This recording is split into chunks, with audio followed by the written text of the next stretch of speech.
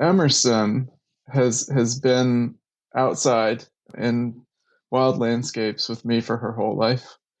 And she is a highly sensitive person who has just incredible observation abilities. And so, I mean, I remember like when she was 9 months old, I was bow hunting elk with her in a backpack, and she was in the herds and she would make elk sounds. And, so she has, even before it's possible that she remembers, this is kind of like the background and part of her life. It's just such a deep pleasure to be with a person who sees so clearly.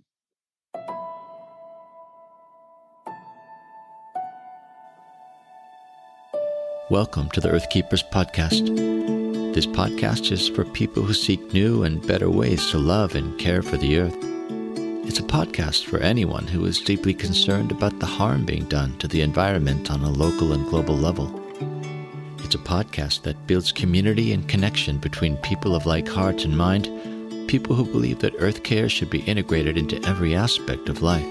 And for many in the Earth Keepers community, that includes our spiritual lives. I am Forrest Inslee, and in this episode we'll be talking to Joel Pontius, Associate Professor of Sustainability and Environmental Education at Goshen College. Joel shares with us how place-based formational experiences, especially encounters with the natural world, help people to become more attuned to their contexts and more aware of their unique role in caring for creation. He explains how this approach impacts not just his teaching, but also his ways of parenting. Welcome, friends, to the Earth Keepers podcast. Joel, thanks so much for being part of the podcast today. I wonder if you could tell our listeners about what it is you do day to day and how you've invested your life. Sure. So currently I'm an associate professor of sustainability and environmental education at Goshen College in the Lake Michigan watershed. So currently I direct the sustainability studies major for Goshen College, and I've helped to build that program looking at just the intersection between environmental, social, and financial responsibility and how that affects the health of places and communities. I direct a program there called the Sustainability Leadership Semester. It's based at a nature center that Goshen College owns. It's about 2,000 acres of a nature preserve, and the students stay in an environmentally conscious eco-village for the fall semester. And that program is, first of all, a place-based program. So we do a lot of learning experiences in the local watershed. The preserve is in the headwaters of the Elkhart River watershed that flows to Lake Michigan. And in the beginning of the fall semester, we do an 8-day canoe trip where we actually paddle from the headwaters where they're going to live the rest of the semester down the Elkhart River to the St. Joseph River, and then all the way out to Lake Michigan. On that trip, we meet with all kinds of different people who are farmers, wildlife managers, people who are working with the fisheries, those who are running restaurants and small towns along our paddle. We meet with people from the University of Notre Dame who are doing ecological research along the banks of the river, a gravel pit operator who mines gravel for use in roadways, all sorts of different people. And the basic theme is how all of these community members think about sustainability, how they think about the environmental, social, and financial health of their own pursuits and what's happening in communities that's connected to them. When you say a place-based program, what do you actually mean by that? So what I mean is that the program is focused first on the place where the students are doing their activities.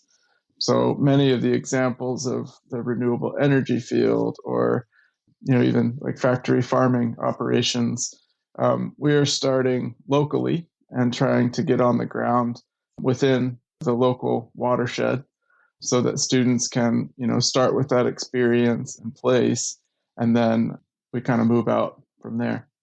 So in their context, I try to provide experiences for the students where we're actually eating from the local nature preserve, foraging for wild plants, mushrooms, with plenty of supervision, of course, and also a lot of humility. We have to question ourselves too, especially with the dangerous things like wild mushrooms, or working with the sustainable farm that the college runs, taking care of chickens or goats or whatnot. And yeah, that route of focusing on that certain place, I think really helps students to experience their learning at a deeper level, at a more kind of like on the ground level.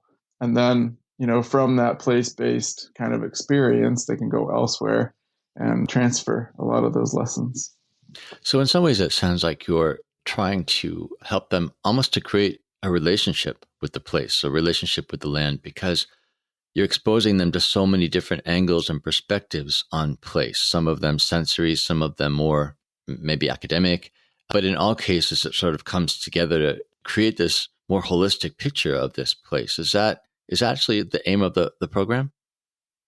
Yeah, that's definitely part of the aim. Mm-hmm. And there are lots of different activities that we do where students, directly are developing that relationship with a place. And many of the kind of strategies that I use as a teacher come from more of like the contemplative tradition. So, for example, I have the students do a sit spot experiment. So, for a month of the program, it's usually in mid-September through mid-October. Every single day, they walk to a certain place that they have selected and they sit there silently. So I ask the students not to take their phones, that if they want a sense of time, they can take a watch if they need that, and to approach, this everyday sitting experience and solitude and quietness experience as if they're trying to get to know a new friend. So, in that kind of relational sense, that at the beginning, with the first ask, sometimes the students are a little bit wary of, well, what do you mean? I've never done anything like that. It sounds a little bit odd. But then by the end of a whole month, the students are doing a creative project to kind of show some of those deeper lessons that they've learned, and typically do come back with, oh, wow, I learned how to be with myself in a new way. I learned that I can have a reciprocal kind of relationship, a conversation with a tree that happens over time. And that makes my internal landscape a little bit softer, a little bit more receptive, those kinds of ideas. So that's just one example of one of those strategies we use to develop a relationship with place. Now, why do you think relationship is important? I'm not sure where these students are going. Are they generally all science students? Yeah, so there are students from all the different majors. A lot of them are sustainability majors, which they might be more focused on communication. They might be more focused on education, but there is definitely an interest in natural history and the ecological sciences. We've had students go on to be film producers. We've had students go on to be, editors or writers. We've had students go on to work in the financial sector to do environmentally and socially conscious investing. We have had several students actually who are American Sign Language interpreting majors.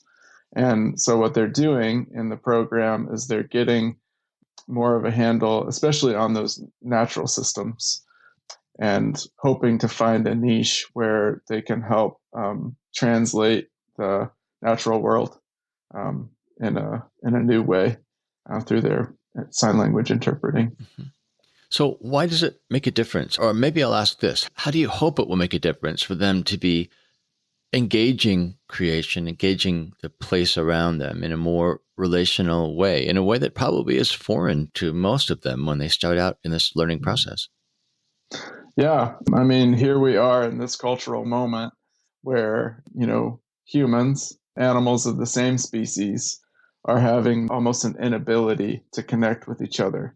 In the United States, it's this kind of political gridlock where, it's hard for people to listen to someone who's different from them. If you take it at a place level, if we're having more of those conversations with the creation, with the natural world, with the watershed, all of a sudden, the other, which might be a yellow warbler, which might be a snapping turtle, which might be a chicken in the farmyard, expands quite a bit. So then this ability to have a conversation with a tree, I think, can actually translate in the ability to value the differences between ourselves and other humans. So one of the things that I hope for, and that I've definitely observed in my students, is that they have more courage to connect and develop relationships with those who are different from them. In the community development context, that makes a huge difference when there's the courage to sit down with a person who might have markedly different political ideology than you and be willing to listen and be willing to take that time.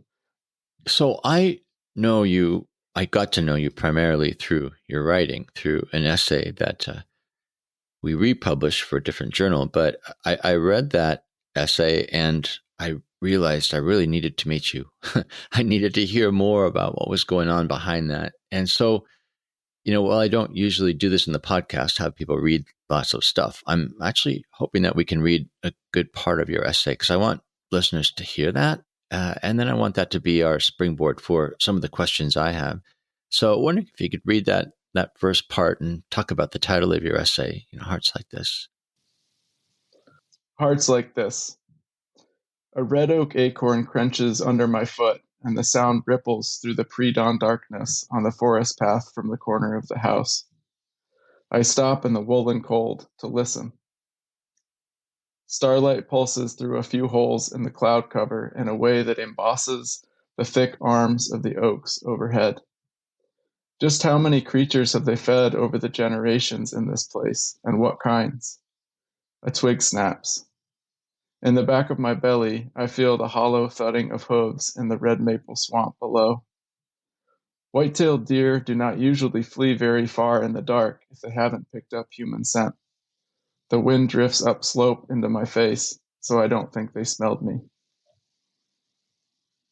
I bump along the trail for a quarter mile and use a climbing tree stand to shimmy up the hard sides of a pignut hickory. 20 feet above the ground, I settle into stillness. Light seeps onto the lake before it crawls into the woods. A flock of geese speak at the edge of the cattail marsh. The squirrels wrangle whatever it is they're caching in the soil. I hear the yearling buck before I see him. His steps are of a different measured timbre than the squirrels. I watch him forage his way through the leaf litter for some time. He walks over the ridge and out of sight. I don't know why, but a few minutes later, he emerges in the same notch and walks a line right to me. He stops in a patch of frosted nettle to eat something. He's close. I have a solid rest. I want to make sure not to lose any meat to bruising from the copper bullet, so I settle the crosshairs where his brainstem meets his spinal column. I take a deep breath in, exhale fully, and hold. Focus. Squeeze. His body falls and he dies there on the ground.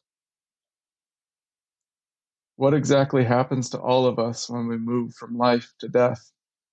I want to give space and time for the transition, so I wait in the tree for an hour before I make the descent. When I reach the deer, I kneel down next to him for a while to say sorry and thanks. Then I shift my body around and lift his head to rest in my lap. I pay attention to the silence that I caused by taking his life. Yeah, so much is going on in that. that first part of the essay. I guess I want to focus first on the line I felt was most poignant, which was just when you kneel down, you say sorry, you say thanks, and you put the buck's head in your lap. Can you tell me what's going on in there? I mean, it's so deep and powerful. I'm just wondering if you can expand a bit on what it is you were doing and why. Because that is not the stance of maybe what we assume to be a typical hunter. Sure. Yeah, so there is a lot that's kind of embodied in this. I grew up in mostly the heartland in Indiana and in a evangelical kind of religious culture that really valued, I think, toxic forms of masculinity. And I have always been very close to the land. I mean, my first memory as a child, my first like real picture of something that happened in my life was when I was on a beach in Jamaica and I had a plastic cup and I caught a crab in this plastic cup. And I just sat there and just watched this crab and just watched it move. And so, being close to animals and to plants and to the more than human world has always been part of my life. But there was a process that I had to go through. I grew up hunting with my dad, and it was one of my favorite things. We mostly hunted for small game like rabbits. He grew up hunting with his dad, and the table fare was very important. His family was fairly poor, so the rabbits and the pheasants and the quail went along with a big, big garden that his dad, my gramps, grew. And so, I grew up loving those times with my dad, walking through the woods and helping to get rabbits. I mean, I was the dog, so I would jump in the brush piles and then he would actually kill the rabbits. But, those meals were really important to me. The rabbit stew was some of my favorite, and going fishing. And, there was just this real meaning that came through hunting and fishing as a way to eat for me. And it was also just that kind of direct connection with the creator that I experienced. I spent a lot of time as a kid alone, or what a lot of modern humans think of as alone. But I never felt that way. I was out catching bullfrogs and going fishing and exploring and climbing trees and learning about the world, about creation, about the love of God. And so, I had plenty of other friends or acquaintances who also were into hunting or fishing. And what I found is that at the end of the day, I had some core differences. There's in some of the hunting and fishing cultures, there's a value of in some way of violence. And I do not value that. I think that the way that we eat, eating is kind of an act of violence. At the base, we have to eat life in order to survive. And that's just how the world works. But I think there are lots of great cultures that do really value the life of our food. And that happens definitely in indigenous communities and farming communities and in rooftop gardening in the middle of New York City kind of communities. And I think that this expression, this time where I'm paying attention to the silence that I caused by taking this animal's life and paying close individual attention to the actual animal, it's a practice, I guess, of humility. It's a practice of recognizing that you or I, we all only have one life.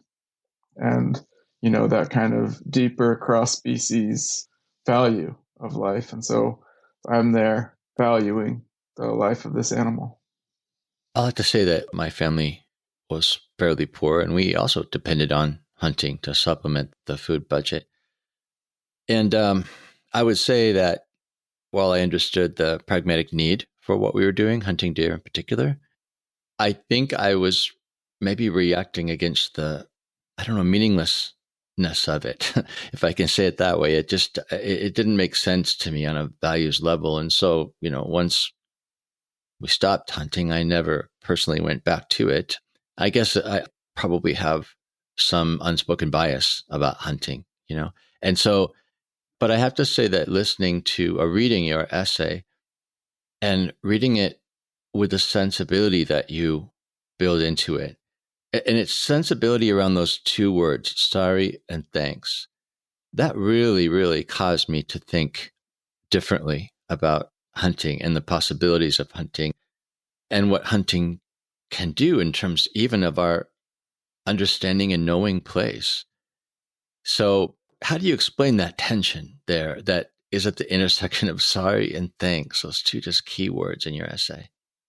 Yeah, sorry and thanks. I think that there is just, it's inevitable that we cause death by existing. And I'm sorry for that. I'm sorry for all of us. It's kind of like, I wish that wasn't the case. And thank you, just that basic gratitude. I think that, you probably can think of many different very special meals that you've had where you got that full sense of, oh, I have most of the picture of what went into this. Something maybe you've grown or something that you've hunted or fished for or foraged or, those kinds of stories where we can kind of close the loop and we can see that vibrant animal, that wild animal that is healthy and that like here is the moment where I'm sorry that you had to die in order for me to eat you and my family and friends and others. And that, yeah, that thanks, that gratitude, I think that, that kind of positioning or that kind of posture is the best that we can be as humans when we're living a life that is, deeply grateful. And obviously, we all have moments where we're not there. But what I've found is that through, this kind of intimate practice of hunting for food, I find moments where I can access that, which comes with the loss of life. It seems to me that when you talk about thanks, it might be a fundamentally different sort of thanks, perhaps, than what most people are used to giving for their food. Maybe we'll thank God or sort of give a general expression of gratitude for what we have. But in this case, you're thanking the buck.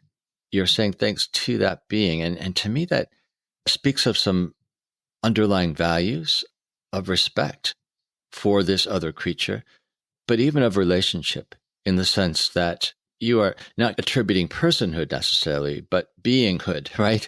Like you're acknowledging them as another living being and all that's beautiful about that. Can you talk about that a bit? Yeah, absolutely. What you're saying is true. And yeah, you're a very perceptive reader to pick that up. That is absolutely how I see the natural world, whether it's, an ant all the way through a fungus. It doesn't matter what life form. I do believe in the beingness and that life force that is not unique to humans. And I think that, I think that, but it's mostly a sense of feeling. It's a sense of, being close enough to feel the intelligence that is there and also the difference. And it's like, so for me in that kind of practice, like you said, I'm not saying you're a person, but I am respecting the difference. I'm respecting the difference by communicating. I understand quite a bit about how deer communicate with each other, but I could never say that I could speak to the deer in a way that is uniquely deer. So, as human, saying thank you, yeah, is definitely a type of, I think, respect that we can pay to humans, we can pay to non humans on all different levels of what we call consciousness. And I guess at the end of the day, I'm not sure what to say in kind of that metaphysical sense of how things work, but I do know that it resonates kind of from an internal place to say, like, it kind of changes our lives to have that gratitude, to have that respect. And I see it not only playing out with the approach of a deer, but also the approach of others, humans and non, on the planet. So I appreciate the fact that you struggle to give words to some of this stuff that's more numinous and unexplainable, right? I mean, I totally agree. I understand what you mean when really at best, we can call it a feeling. Like we're perceiving, we're processing, we're connecting on a level that's not necessarily intellectual. I will ask the question though, you're a scientist, and here you are talking about sort of metaphysical ideas, concepts, and it's not scientific language. I'm wondering how you would describe your existence at that intersection of art and science. Like for you, it seems really critical that both are in balance. Can you talk about that? Yeah, so I have definitely been put in the science camp by, I understand everybody needs to be sort of defined, but I think that, in terms of the actual relationship, the actual kind of mixture of all the things that are going on when we're in the landscape, when we're out on the water, in the woods, in different places, that the language of poetry works as well as anything to describe what's actually happening. And so I've always had that deep interest in life on the planet and biodiversity, and that interest in experience. I have stories of letting a snapping turtle bite my finger because I just couldn't shake the curiosity, like, well, my dad told me it'll bite my finger off, but this is a little one and I have to experience that. So I think that the the intersection between sort of natural history and the poetic traditions and the spiritual traditions, that's something that's always shifting. That's something that's always changing for me. But yeah, I'm not sure what else to say about it, except for that the language of poetry and the sort of actual bodily experience of presence in those moments are really powerful. Well, in essence, you're speaking about different kinds of knowing, right? And you're advocating for multiple kinds of knowing. Yes. Too often we might stop short at the scientific level. If we know the Latin names, then we know this thing. Or maybe we commodify nature and we know everything as product. It either helps us or stands in our way, right? Which, of course, is a really destructive mindset in Western culture, at least. But I do, again, appreciate the difficulty of trying to explain this just because it is maybe language that as a culture we're not so used to speaking, right? And you're advocating for that. Yeah, and I think it is a language of spirit at the end of the day, that there is this kind of spiritual movement that's happening that is all types of metaphysical. Funny when you mentioned the snapping turtle, I think of my daughter, and she was probably 8 years old. We were walking in the woods. I kept saying, "Oh, watch out, stinging nettles, move aside," right? So we'd be dodging these. And finally she just turned to me and said, "Why are you calling them stinging nettles?" I said, "Well, they'll sting you." "What does it feel like?" "Well, it stings." And she goes, "What if I touched it right now?" I said, "What if you did?" And so she thought about it, and she really wanted to know this plant in terms of, its plantness beyond its name. So she took a big old fistful of stinging nettle and, then snapped her hand away. And sure enough, the rest of the day she was stinging. But for her, that was worth it. In fact, in some ways, those early experiences of experiential learning and experiential encounter really set the tone for much of her life. That is a lot of her attitude toward life, is she needs to know on more than a head level. Right. Yeah, exactly. Well, speaking of kids, you have kids. You have 2 daughters. I do. One of them figures prominently in this essay. So I'm wondering if you wouldn't read the rest of the essay to us, and then we can talk about that. Sure. I think my 7-year-old daughter Emerson, who suggested that I hunt this morning, will want to be part of the rest of the process, so I walk home. From the woods, I see her eating cereal in a kitchen chair she pulled in front of the wood stove. I open the sliding glass door and lean inside. "You got a deer, didn't you?" Emerson asks with confidence. She told me last night when I tucked her in that it would be so. "He's beautiful. Would you like to help?" She runs upstairs to get dressed. We walk out the back door. At the threshold of the forest, the wind swirls and casts beaded snow across frozen leaves. Emerson throws her arms in the air in response. We hear something else in the sheen of sound. Chins to the sky, we search for the troops of sandhill cranes who speak to each other above the piebald clouds. We steep in this scene, then continue along the path. When Emerson sees the deer, she jogs to him, pets his back, and runs one of his ears through her fingers. I give her some time, and then I ask where she thinks we should take the deer to remove the organs from his body.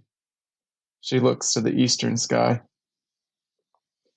"Right over there by the fairy pond," she points rhythmically, "because there's an open spot where the turkey vultures will be able to see the parts we won't eat." She appears to be thinking something over. "Will we get to see his lungs?" I assure her that we will, and I affirm her thoughtfulness about the birds. Emerson, who is about 2/3 the size of the deer, grasps a back leg just above the hoof while I hold the other. We drag the deer 100 yards or so and stop for a break at the top of a rise.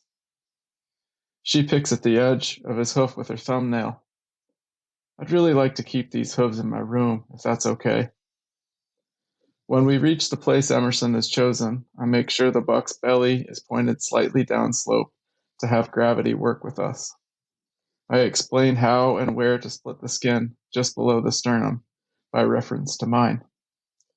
I split the hide with the tip of my knife blade and make a small slit into the animal's muscle. "Would you like to help me?" Emerson nudges closer and takes the handle of the knife. I guide her hand as we cut slowly most of the way to his hind legs. I ask Emerson to hold up the 2 legs on his left side so I can sever the diaphragm and some of the connective tissue holding in the deer's organs. "Can I feel inside there before we take the parts out?" she asks. I pull the rib cage open as wide as I can, loosing a cloud of steam. She peers inside and threads her hand into the mystery. I hear the movement of her palpating fingers. She removes her hand from the deer's body, looks closely at the blood on her fingers for a moment, and wipes it on her fleece. I make a few more cuts, reach into his rib cage all the way back to the spine, and roll the organs out onto the ground in one bundle. We talk through the many parts, giving language to this sacred geography. We are wrapped in awe of the form, texture, and color of this inner landscape. "Papa, I know that people think dead things are gross, but they're not really seeing them. Do you see how this liver is purple, lined with red? It feels so smooth. Do you think most people know that?" "I think you have a very powerful way of seeing, Emerson." She reaches for the heart. I remove it from the pericardium, the sac-like structure that surrounds the muscle. We huddle close, kneel down together, and notice the white, purple, gray, crimson, teal, black, red, and blue. She traces the arteries with her fingertip, the same way she attends to the forms of columbines, turns the heart over in her hand, and gasps. After some time, she whispers, "Are our hearts beautiful like this?" All I can do is nod. The west wind rolls wood smoke down the path. Emerson shivers and glances back toward the house. I need to draw a picture of this. She runs home with the deer heart in her hands while I half yell garbled instructions about where not to put it down inside the house. I lie down on my back for a time, then finish my work. On my way past the house, I glance through the sliding glass door. The heart is on a white plate in the center of the table. That afternoon, Emerson and I examine the heart's form. I pull out a topographic map to show her how the arteries flow in riverine patterns like water on Earth. We feel inside the ventricles where blood pumped through. I slice the heart into cubes, simmer with olive oil, Vidalia onion, garlic, and pink mineral salt. We savor the gift. Once the buck is skinned and the meat is wrapped for the freezer, Emerson pulls the rest of him on a tarp to the edge of the field south of the house. I walk with her. Let's put him under the mulberry tree. It's a pretty place, she says. And we can see who comes to eat what's left from the window, I add. She stretches the hide back over the rib cage and arranges the leg bones as they once were. She touches his nose and looks into his eyes. Thanks for your meat, Buck. I sensed in the writing, and perhaps even in the reading, that there were maybe moments of speechlessness. Definitely. I suspect that when you see certain values, certain ways of being emerging in your children, it can be overwhelming like that. Overwhelming in many ways, but perhaps I would be overwhelmed with gratitude, for example, to see that this is the kind of person that she's becoming. How did she get to this place where she's able to make those observations? And then what are your hopes for her future as well? So Emerson has been outside in wild landscapes with me for her whole life. And she is a highly sensitive person who has just incredible observation abilities. And so I remember when she was 9 months old, I was bow hunting elk with her in a backpack, and she was in the herds and she would make elk sounds. And so she has, even before it's possible that she remembers, this is kind of like the background and part of her life. One of the things, I mean, like I had to compose myself to read this. And especially this line, like our heart's beautiful, like this,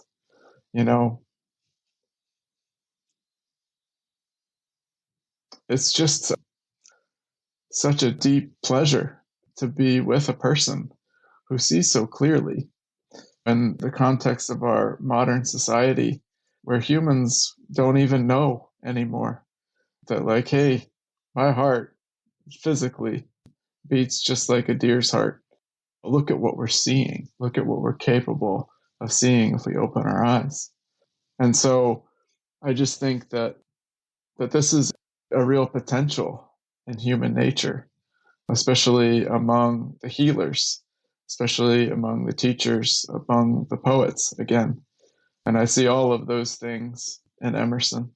She's 10 now and continues, she'll run outside to go forage up a salad from the yard and has this way of knowing the natural world very deeply, and then also paying attention to those people who are around also deeply. I'm wondering if this ethos that you have about raising children, does it transfer to your work with college-age students and graduate students? It does, I think. I mean, as a humanist, I believe in people and their abilities, and like even kind of eyes wide open to the ways that like we all take shortcuts here and there where we need to, or where it's just the easiest path. I think that I guess just the possibility of wonder and curiosity, and also the human ability to learn how to slow down and how to pay attention, how to pay attention to, the everyday world, the others that are in the grocery store and your yard and the biodiversity that could be there. Everything from that to, the tracks that are by the river that you could learn how to follow, or the bird song that you could learn how to identify. I do very deeply believe in the students that I work with, that they have this sort of innate desire to open their eyes and to see it. And it's hard to do, it's just like the great naturalist Aldo Leopold wrote that we, as ecologically conscious people, we live in a world of wounds. And I think that's true. And I think that all of us, as humans, like we're wounded as well. But then when we can open our eyes and open ourselves to, some of these deeper experiences, that we tend to find that we have more capacity than we knew was there. I would imagine that in some ways you teach against resistance. And I'm thinking maybe specifically about, on the one hand, so many of the sort of current young generation tends to struggle with climate despair, really feeling hopeless, like there's actually nothing they can do. At the same time, many students, I'm sure, will be going back home to cultures which are very resistant to the idea that climate change is real and that there's things that we can do about it. Do you find it a struggle to help them to have hope? And maybe even more important, do you find it hard to convince them that they can actually do something, that there's agency? Yeah, these are great questions. And one of the things that I talk about with my students often is this idea of scale. And so I think one of the things that adds to despair is that we try to make the individual scale into the universal. And so, no, individually not going to move the planetary scale of the climate crisis. I think that there is a lot of reason for despair, and it's going to be stark, but just having the sense of vulnerability that it takes to say, I'm going to work at my own individual level and I'm going to do something about this. And I know that it's not going to solve it, but I know that I can do something, and I can surround myself with people who are also going to do something. And I can invite people who weren't going to do something into this. And it doesn't have to mean that their way looks like my way, but it does mean that you get kind of that collective resonance and it takes the edge off of the despair. I think that in the time that's coming, we need to know how to make joy in our own lives and how to bring joy into moments of real destruction and loss. And I think that that's another thing that can be taught, like, hey, yeah, this is a major thing. It doesn't matter if you spend every waking moment of your life trying to solve it. What we really need to do is like take a break sometimes, get some rest, develop the ability to sleep well at night. Well, to circle back around it, it strikes me that this idea of developing the capacity to build a relationship with place has everything to do with what you're talking about. Because if we can focus not just on our individual capacity, but even on our individual place, it puts boundaries around the problems, right? It puts some parameters around the setting that we're working in so that maybe we don't have to be overwhelmed and thinking about the whole world, but maybe our responsibility is to this place at this time, to love that place, protect it, care for it, relate to it. Exactly. Yeah, that's incredibly well said. And it's true, too, that, some of these things that we don't think of as the most concrete, like walking out and really looking at the irises that just blossomed, really just taking a minute to have that love, to do that thing that shows the respect and shows the love and holds on to that capacity to have joy in the things that are alive.